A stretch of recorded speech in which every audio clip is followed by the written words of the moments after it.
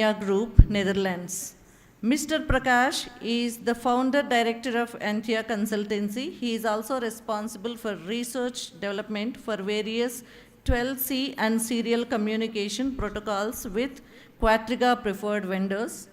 He is also a researcher at Tampere University of Technology. He was a research assistant at Indian Institute of Science, Bangalore. Give him a big round of applause. Yes. And coming to the skills, this is actually endless. Morning I was just going through LinkedIn and it was endless list of skills. So he is skilled at bare metal programming, cyber security, zero trust architecture, embedded systems, IoT security, Amazon Web Services, software design, HTTP, microcontrollers, and many more. So we are really privileged and pleased to have sir with us for a talk as a part of Bangalore Science Forum. Welcome you, sir.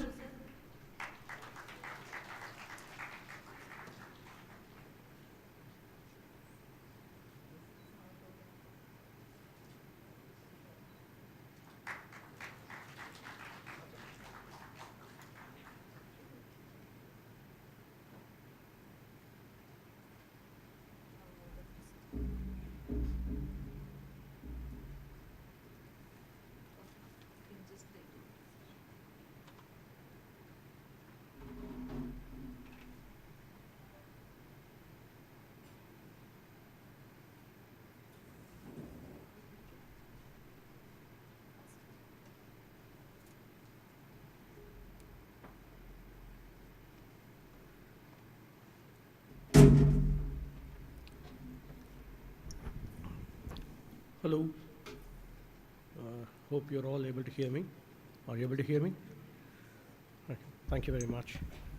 I have a nasty cold, so I'm a bit blocked in my ears. So if there is any interactive session, I request you guys to please speak up, and that will be really helpful. Before I begin this talk, I want to say thank you for the kind introduction. Well, it wouldn't have been possible with so many help of so many others, but thank you very much for the kind introduction. Really appreciate it. So, what I wanted, how I want to structure this is that I want to make it an interactive session. I don't want it to be like I just talk and I leave it to the end that you ask me questions. The first,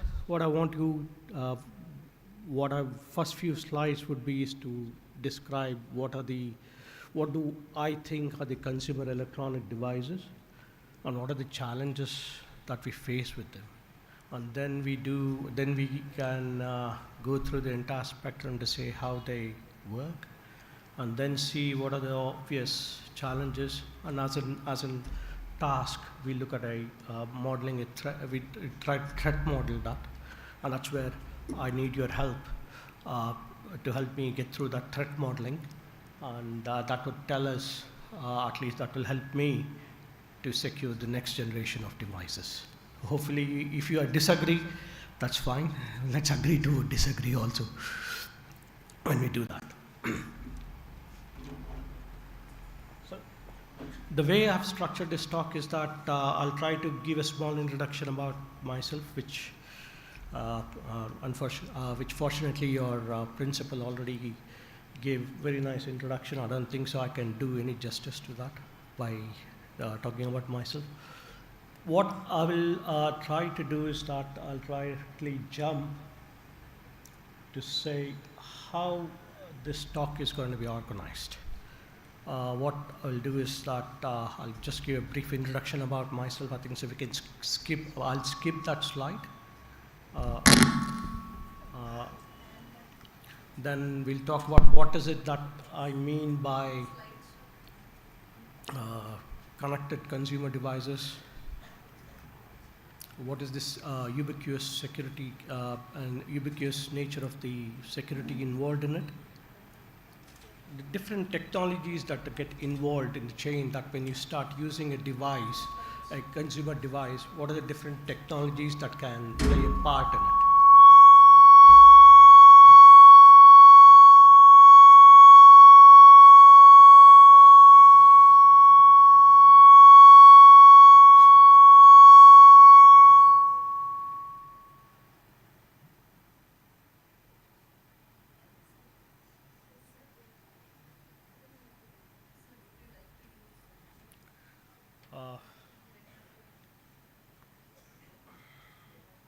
I'll try this.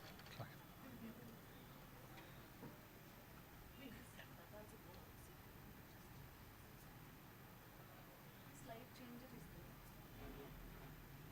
I don't know whether this works or not. On slide change, I don't know whether it works or not.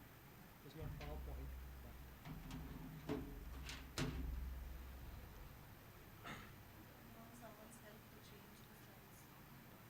I'll just do it.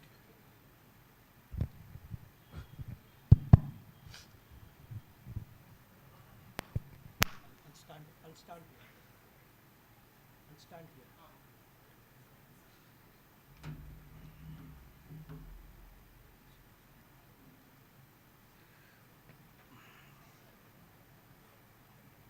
So, going by the introduction that we have, so somewhere in '97, I started my career as a research intern. I think so I need to skip this part because your principal has given a kind introduction, so I'll just skip this. Let's directly jump here to say what constitutes a connected consumer device. It's just a general question that what do you think is a connected consumer device today? Do you agree with this statement, disagree with this statement?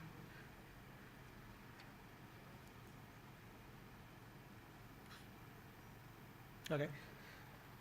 So, today I think so you guys, every one of you use these devices today. For example, it could be a smart TV, it could be a temperature sensor, a coffee maker, your smart refrigerator, or your smart washing machine. All these are your smart connected devices today. So you use them as. Can you please raise your hand to say that if anybody have used these things, smart TV? Any of you have used a smart TV before?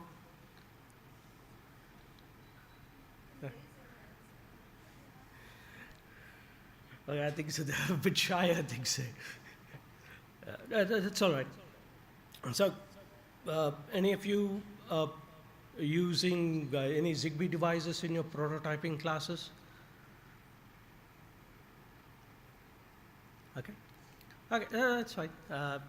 So those are the ones which needs to be secured, in the sense that they are in your home, they are connecting outside, and they are sending some data. What data it is, it's rather unknown today. Most of us don't know unless and until you work for the organization, you don't know what information they send. Typically, what happens is that if you go buy a smart refrigerator or a smart washing machine, one promise that most of the manufacturers make is that, hey, look, you have a wonderful washing machine here, it does this job. It'll also tell you all the other things, how many liters of water have I used per wash, how much savings have you got in terms of electricity, and as well as you can always have it on your mobile. So that's a typical sense that most of the smart devices do. In order to do that, the entire ecosystem is built like this. The ecosystem for somebody to say that, hey, look, I have a smart washing machine, a smart refrigerator, or even a smart electronic charger, especially these days, that's also becoming very relevant.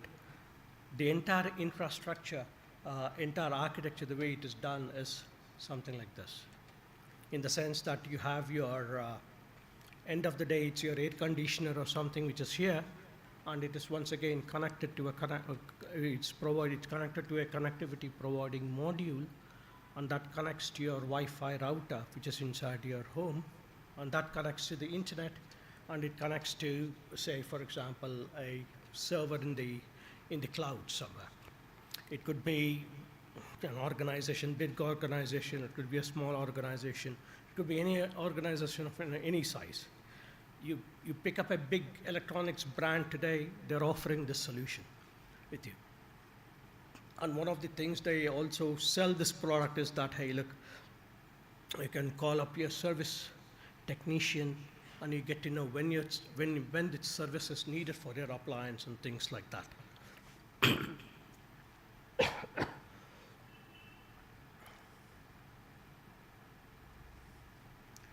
So, in this context, where do you put security here?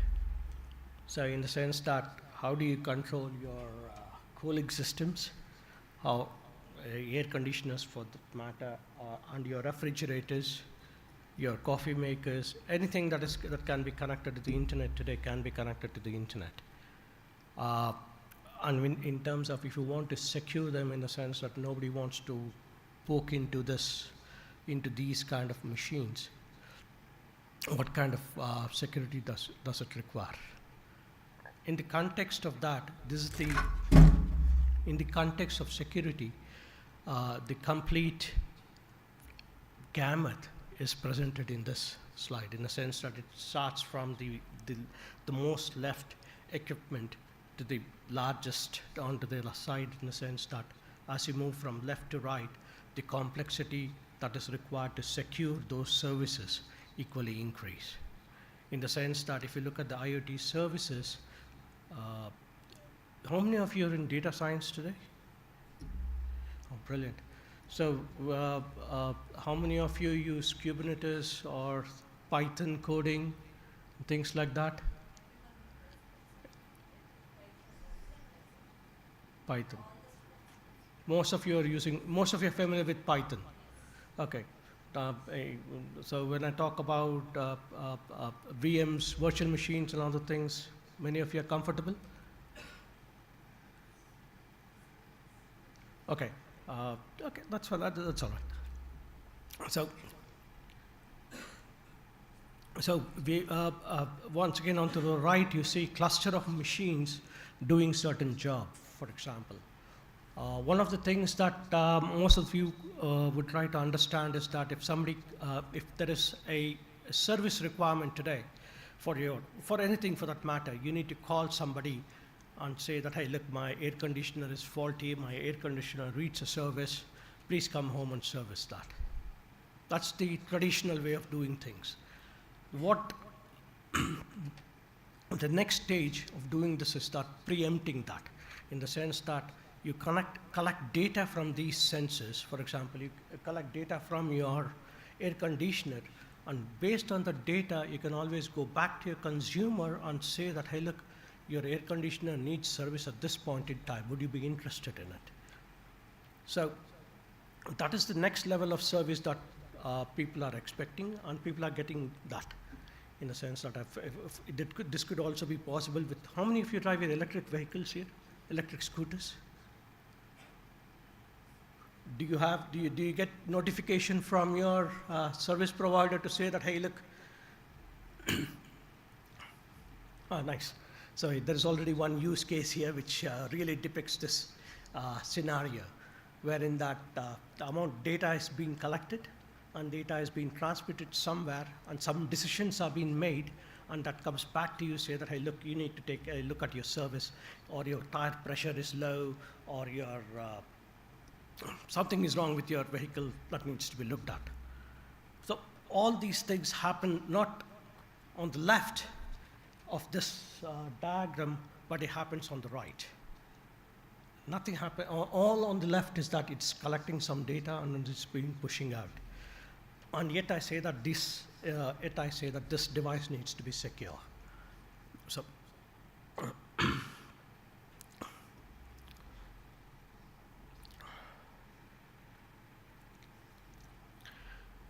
so the scale of technologies that we have today at play here, starting from all the way from the left to right, is listed in this slide. What we have is, at the extreme left, you have a simple sensor which is collecting some data, and that usually is written on a microcontroller, which is just receiving some sensory input, and it is just processing that, making some adjustments and making some corrections, and that's forwarding it on to the next stage, which is that stage is usually written in bare metal C. How many of you are familiar with C programming language? Brilliant, good. And the next stage of that is where such data is being collected, and that is where it happens. That's when the IoT part comes into place, wherein that data is continuously being collected and that is being pushed out to some other place, and that's what is the connectivity module. That's what it does, in the sense that it collects the sensory data, it packages it into a format which can be sent out on the internet, and it sends it out. And it sends it out using the existing infrastructure. Most of you have Wi-Fi access points at your home. It uses the same Wi-Fi access points, and then it sends out the data. Once the data goes out onto the internet and reaches wherever it has to reach, then data gets separated into, say that, okay, look, what can I do with this data? In the sense that it can do predictive maintenance, in the sense that, as somebody, one of your fellow students mentioned, that he has an EV and he gets notified depending on the usage, the same thing. And those things are once again done somewhere else, and that gets notified through an app or something. Are any app developers here?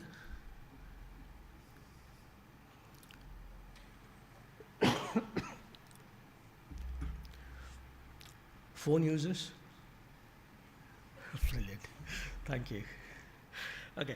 So end of the day, you do get a notification through your mobile phone, in the sense that somebody says that, okay, look, something is wrong with your machine or your TV or something, please take a look. That's how we get a notification back. So in all these things, when I talk about it, you can imagine number of information that is being collected from a consumer house. I'm not talking with you, from a consumer house. Starting from the sensor, starting from everything associated with the sensor, all this information is being collected and is being sent out. The scale of security also becomes important, in the sense that, hey, look, nobody needs to get access to my data. In the sense that somebody gets access to my data or my device, he can cause some harm, in a sense. So in order to prevent that, what we need, one of the things that that's in force is that we need to ensure that most of this entire line from left to right, what you see here, they're all secure, in the sense that the instant you receive the input, and how it is packaged and how it is sent and how it is processed, and to an extent where you receive the data back, that needs to be secure. If it is not secure, the problem would be is that, one, nobody would trust you, in the sense that, hey, if I'm taking a service from you and you're not able to keep my data secure, why should I trust you? For example,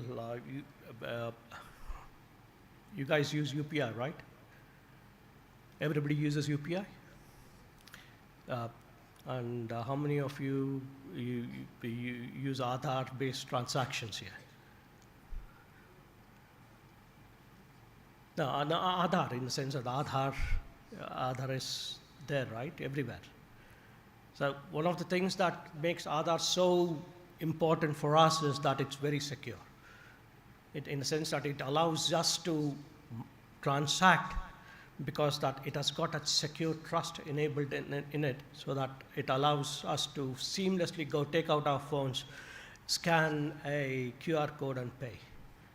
Yes, there are other ways to look at it, but at least the underlying infrastructure is very secure, so that there is no fraud associated with it. That's one example that I can give you where when the security fails, what might happen.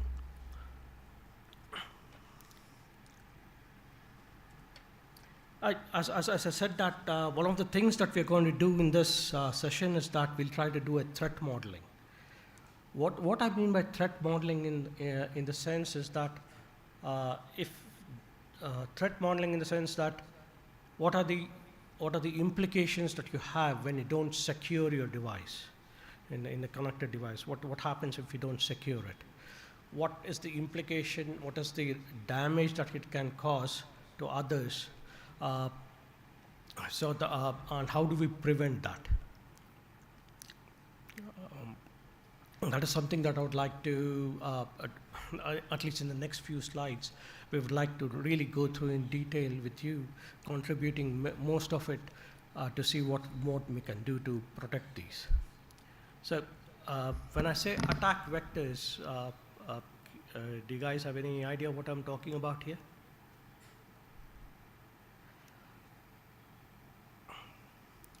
I'll just, one simple example. You guys would have, how do I say? I don't want to use this example, but let's say, you all have seen what happened in a few months back, and most of the discussions was about a lot of other things which are happening around all the, that's a bad example, sorry. Attack vectors in the sense that if there is an object that is there, and if you want to circumvent its behavior, its ability to do things, in what ways can we attack it? In the sense that can we attack it in a brute force way? Can we take hammer to it? Or can we do it in a very, in a slight way so that nobody notices that its behavior is being changed? So once the behavior of the, if the intent, original intent has been changed, then the behavior of the product itself or the device itself changes, and it might lead to material harm or reputational harm or whatever it may be. So one of the, and that's one of the things to understand how as simple as a sensor can be used to harm somebody or something or a device. And once that is available, how can it be used to exploit the scenarios? What can it do? Any of you are aware of ransomware?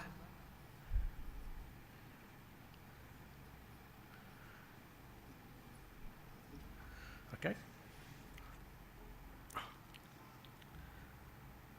The next,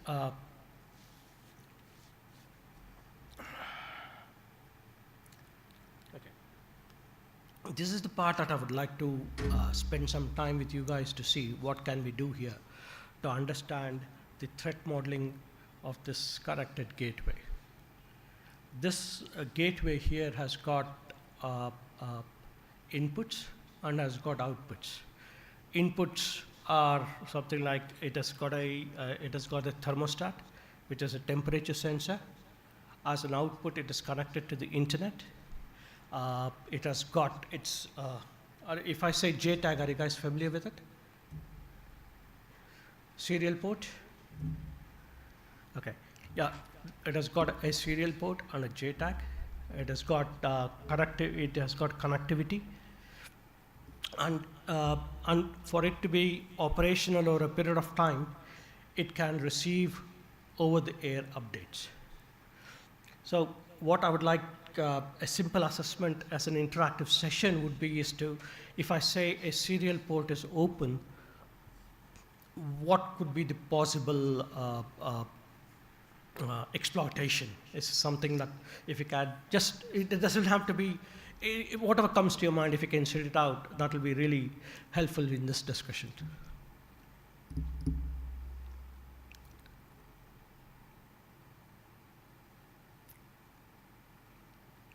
Anyone?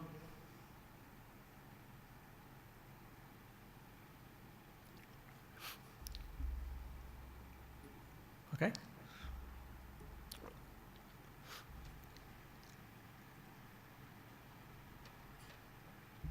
So these are all the different scenarios that we have today as we're trying to see. What I would like to do is that with you guys, I want to prevent this device from being a bot. How many of you understand the word bot? Anyone? Okay, that's fine. The bot is it's an autonomous agent, which when a normal working device, when it becomes a bot, it can lead to, it can be used to attack other devices or other infrastructure, for example. What it generally means is that if there is a web server which is running, uh, a, a, a bot of devices could attack the web server and bring the web services down completely. And recently there is an example of CrowdStrike, which had a significant impact because there was a bot stream of bots which attacked it, and it could never serve out the data that it really wanted to serve. In the sense that if you have one device which can be compromised, and if that device goes on to compromise the next device, then those devices can come together and attack a service. So in the sense that if I have a web server which is giving out movie tickets, and I want to really disturb that, and I can always go back and attack that movie server, that platform with some devices, and that will prevent me from really buying movie tickets. Is the challenge clear, or is it something a bit too high?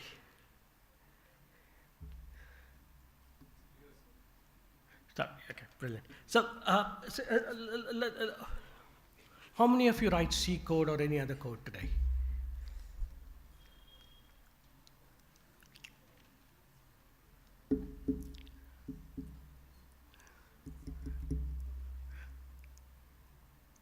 Okay. Okay, let me ask you. Most of you have Android or an iPhone, right? Okay. How many times do you allow it to update software update over the app? Once in 3 months, 6 months?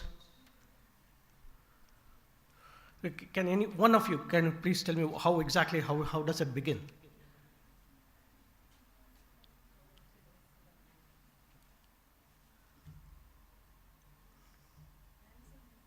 Sorry?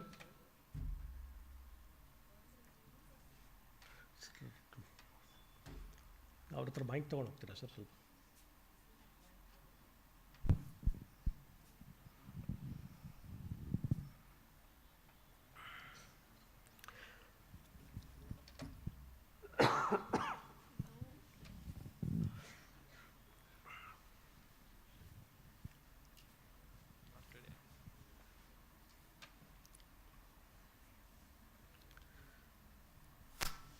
No, the question was, how does the Android update or an iPhone update start?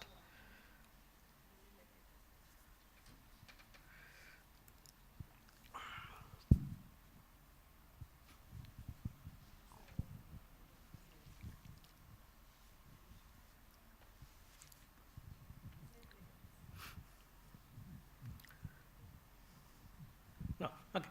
See, the question then happens is that tomorrow, one day Android decides that, okay, I'm going to release a software X. He just makes an announcement and says that, look, this software is available, irrespective of the phone. It could be a Samsung or a Xiaomi or whatever it may be, it's just available for you. And that it lands on your phone and it says, look, a version update is available to you. Do you trust it? And what makes you to trust it is the next question that I have. Tomorrow, it could come from anybody for that matter. It could come from me tomorrow to say that, hey, look, I know your phone number, I can target you, I can send you a message saying that, hey, this software is available for you to download. You go from version A to version B. How do you trust it?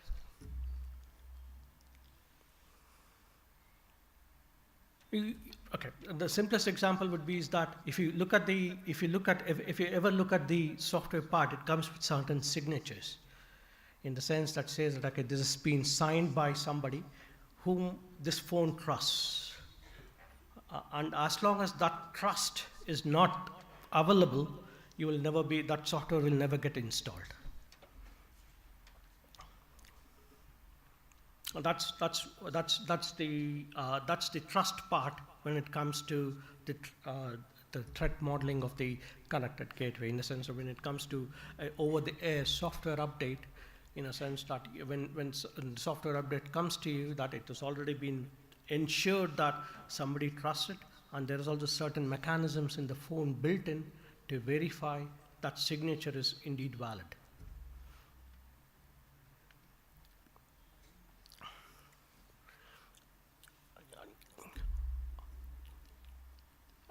Another question that I wanted to ask you is that how many of you have Wi-Fi at home as an ISP provider? Okay, brilliant.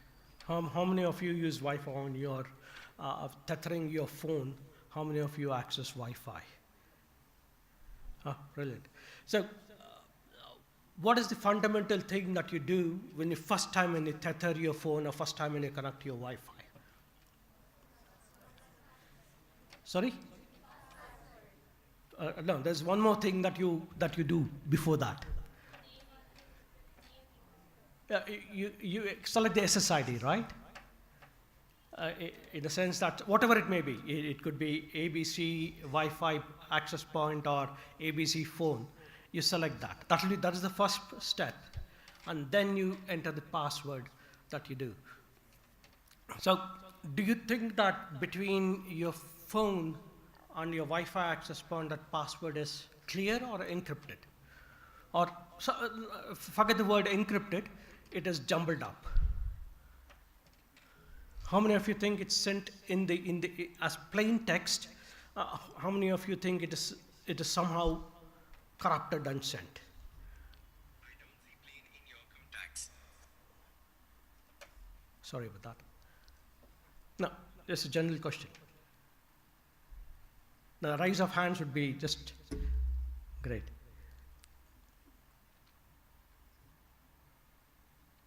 So, the password that you enter today, it's always sent encrypted over the wire to the access point, to the phone, or any other thing, so that you have your you have your secure connection.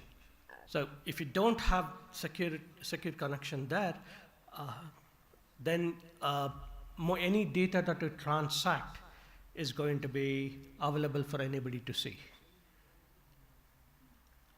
How many of you used hotspot in railway stations? Bus stops? You're scared or not, or you don't want to use it? Okay. So the that's a fundamental reason why most of us don't use hotspots at railway stations and also at various cafes and other things, because there is no password protection for your data. When there is no password protection for your data, anything that you send in that environment is as plain as ABC. It's not jumbled up, it's not anything, it's just plain as ABC. So one of the fundamental things is that we always, when we connect to any access point, we make sure that it is protected by a password.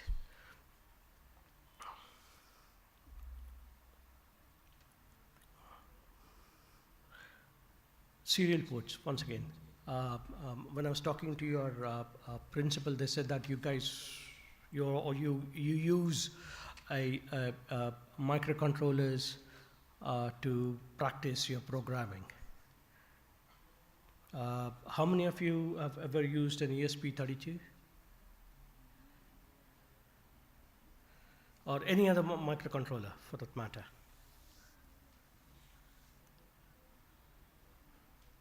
Okay. So one of the most important thing that any software engineer would require is that he needs to understand what's happening in the system when it doesn't have any display. In the sense that today most of you have laptops. Laptops have a screen. When you press the button, it comes up and tells you what's happening in the system, where it is, how it is booting, what it's doing, and other things. And when you load an operating system or anything for the very first time on a very new chip, you don't have all these things available for you. The only thing that is available for you is the serial port, and any data that comes out of it is your one of your greatest. It is one of the greatest benefit in debugging any problems. And usually what happens is that when products get launched onto the market,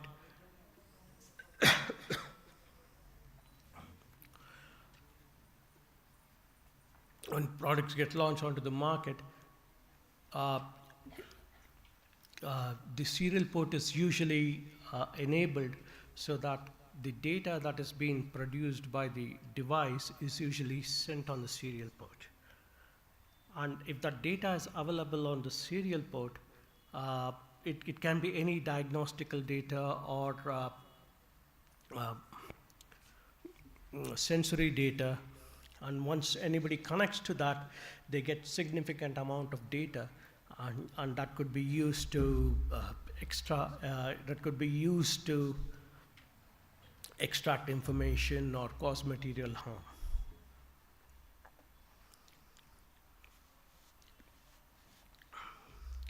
How many of you use Bluetooth on a regular basis? Oh, brilliant. Everybody, most of you, I think so, listen to music, right? Okay. Have you ever given a thought at how does it work? In the sense that, hey, you just pair and it pairs and you automatically go through. That also has got security in it. That part, the pairing part. How many of you use Bluetooth with numbers? 0, 1, 0, 0, 0, 0, or 1, 2, 3, 4, to pair some other thing, not the music system or other things. That the 0, 0, 0, 0 is a confirmation for somebody to say that, hey, look, I am you are what you say you are. So that establishes trust, that allows you to establish a secure channel, then you can interact data.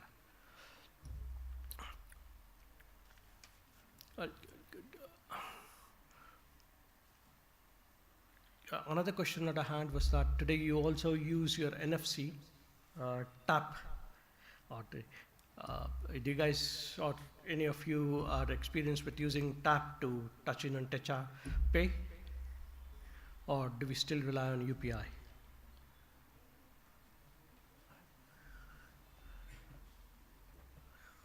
So that also that also has got certain amount of security built in, so that it only recognizes authorized cards. So what we're somebody said that you program in Python, right? Many of you said you program in Python. So when you program in Python, is there a way to check that what you have written, is it in good syntax or in bad syntax? Do you use any tooling, or to say that, hey, how do you do that?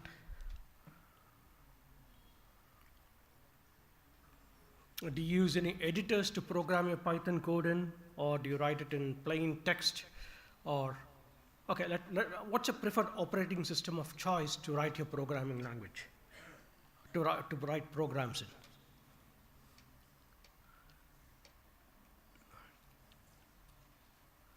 Windows, anybody Windows? How many of you use Windows on a regular basis? Okay. Linux? No Linux, only Windows. No. Please move away from Windows, start using Linux. It allows you to learn a lot more about programming. It allows you to learn a lot more to do. It gives you better flexibility to do programming.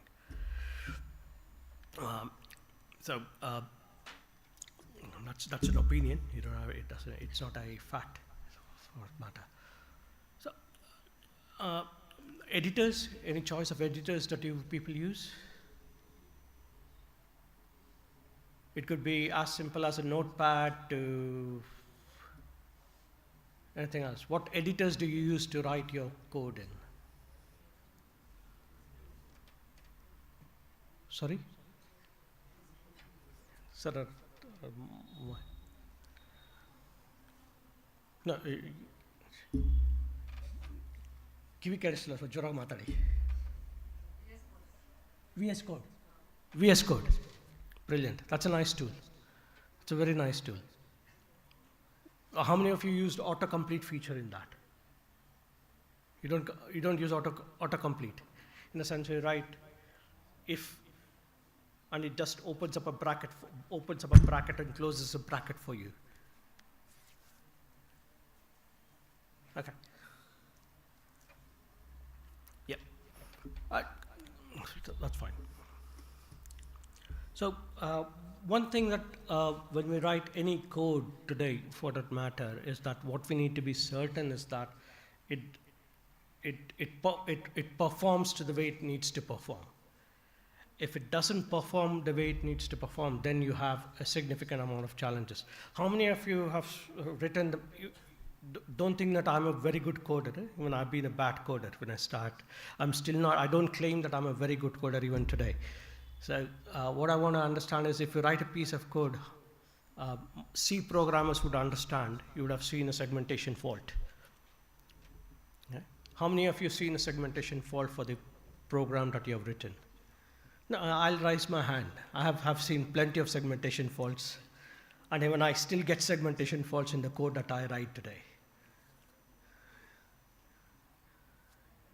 Okay. In Python, is there an equivalent of segmentation fault?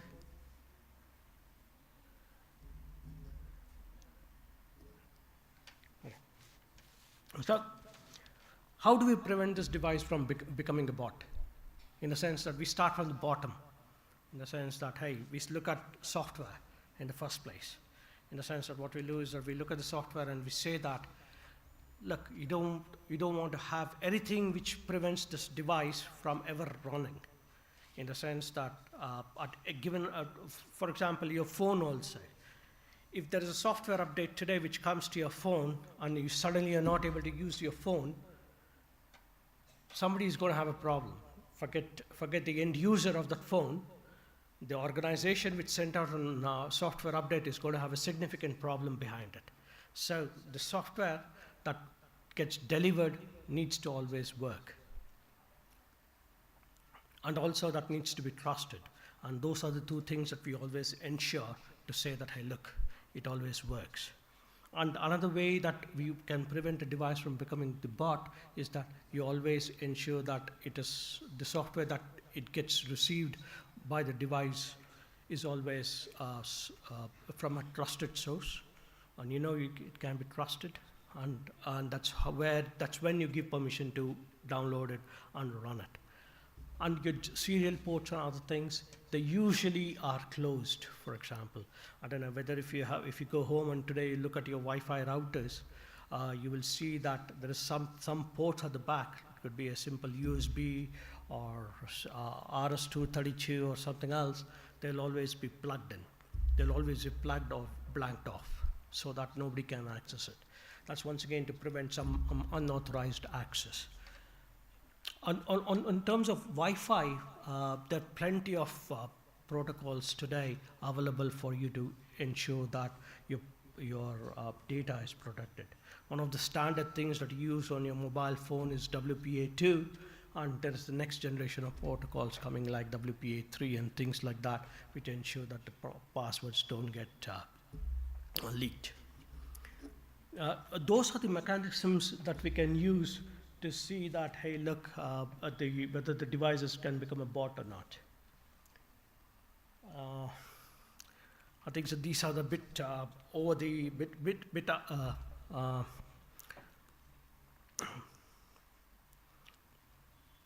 technical for this session. That I'll just go through these slides now.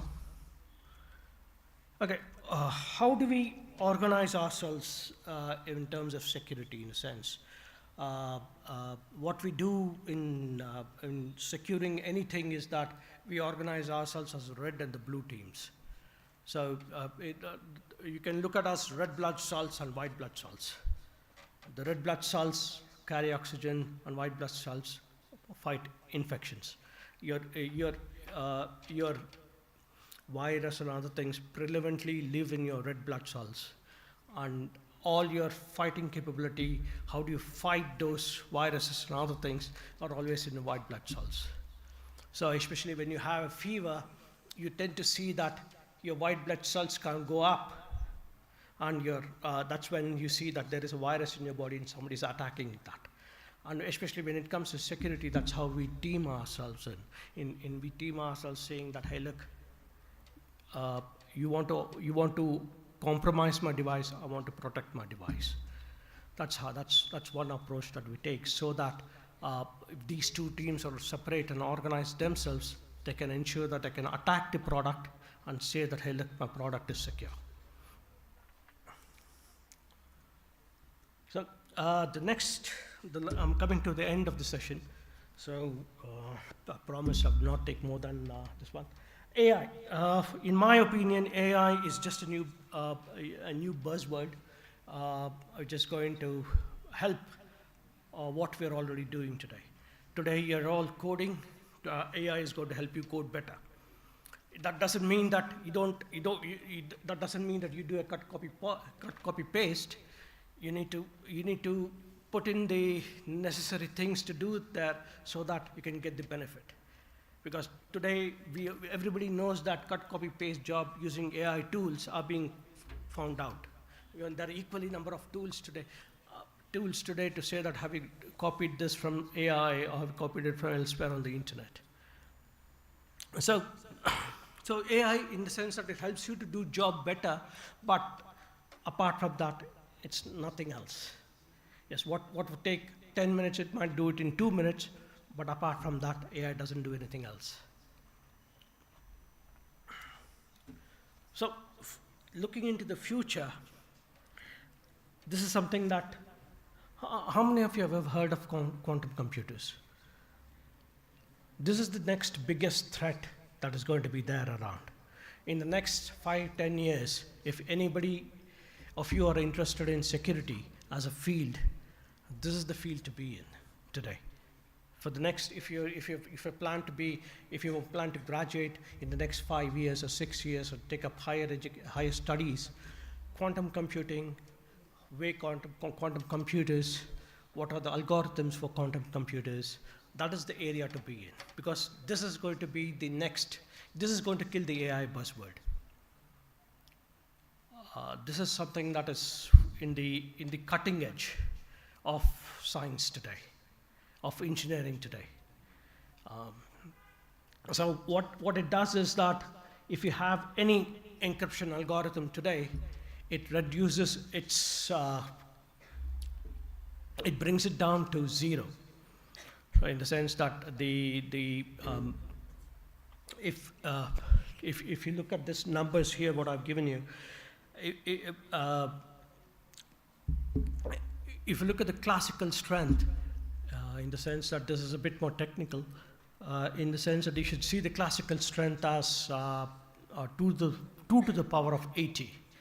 If you can imagine the complexity of 2 to the power of 80, and that being reduced to power of 0, then you see that you can see that where quantum computers are headed. So this will be the area where most of the security research is going to take place into the future, and this is where most of the security work is going to be done, and most of the world is concentrating on currently. And having said that, I'd like to thank you for listening to me, and I want to close this. Thank you. No, that's not necessary. That's really not necessary. Thank you.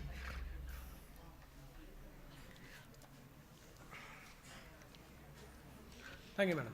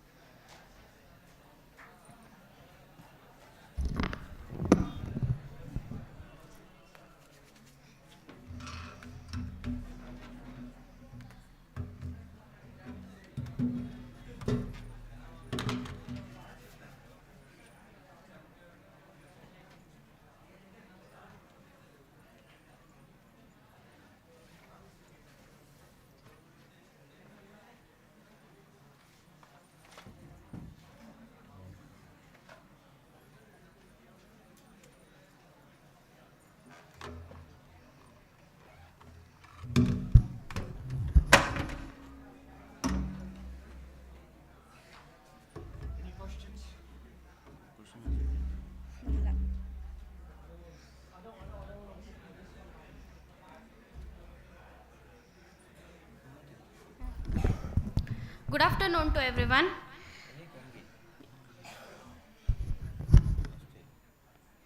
It is an honor and privilege to deliver the vote of thanks for this session, that is challenges in securing domain connected devices. First and foremost, I would like to thank our esteemed speaker, Mr. Shri Prakash Shastry sir, for delivering this knowledgeable and ever evolving landscape on cybersecurity and threat evolving.